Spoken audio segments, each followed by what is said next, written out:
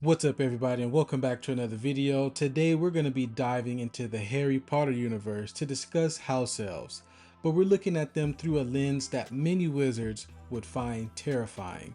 We're going to be talking about the raw, terrifying reality of their power. But before we do, like, share, comment, subscribe, and hit that notification bell for more videos like this. Now let's get into it. So when we think about magical heavyweights, we think about the 1% of the 1%. Wizards like Dumbledore, Voldemort, Grindelwald. We see them as the pinnacle because they wield wands and command the spotlight. But the truth is, overlooking a 2-foot tall creature in a tea towel is the greatest mistake a wizard could make. Because when house elves actually try, when they stop serving and start acting on their own, they aren't just magical creatures, they're pound for pound stronger than almost every wizard alive. But in order to understand why, we have to look at biology. In the wizarding world, humans or wizards are just humans with genetic mutations that allow them to access magic. They're like radios tuned into a frequency. They need wands to focus the signal and years of study to understand the dial.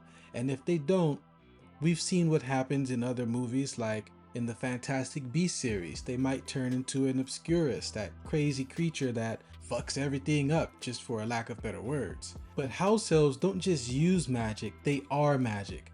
For a wizard, magic is just like a tool kept in a toolbox, aka their wands. But for an elf, magic is just like breathing or blood flowing. It's instinctive, it's organic.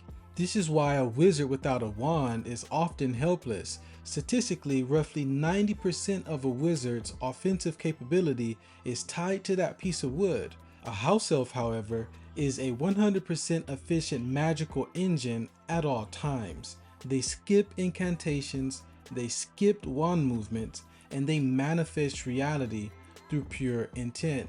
Yeah, we've seen people like Dumbledore might be able to perform some magic without a wand, but most other wizards, they can't do that. Now, the clearest evidence of their superior power lies in apparitions. So in the wizarding world, apparition is an advanced, dangerous skill. Even highly trained ministry officials risk splinching, literally leaving portals of their bodies behind. Yet house elves perform a version of apparition that makes wizard travel look like a primitive toy.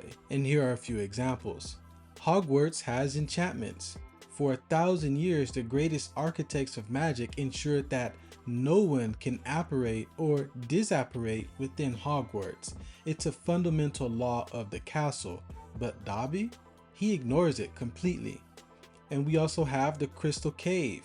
Voldemort, the most powerful dark wizard in history, set up defenses to protect his Horcrux, were he designed to stop any wizard from entering or leaving.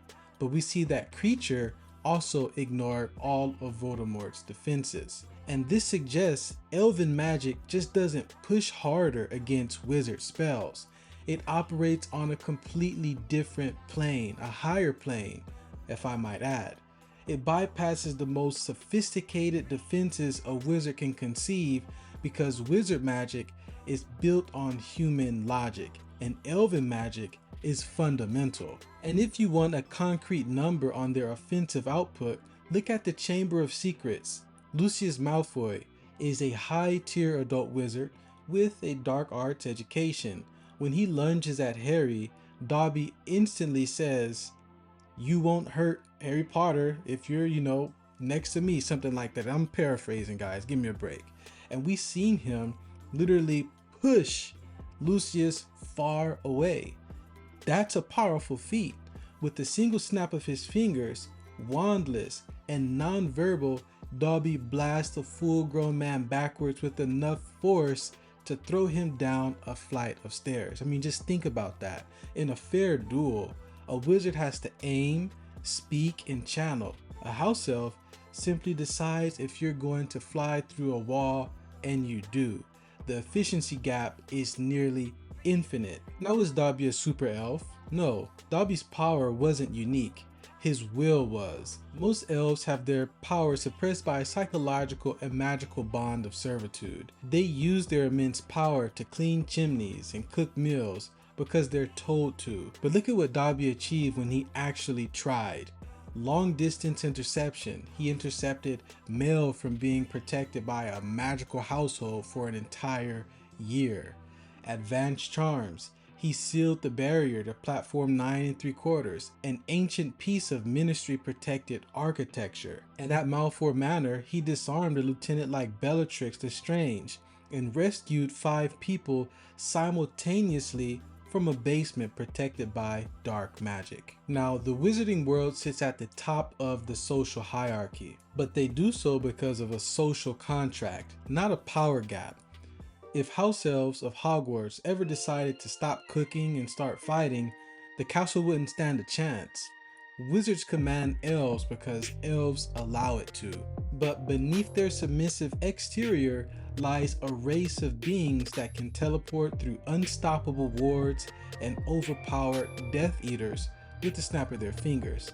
They aren't helpless assistants.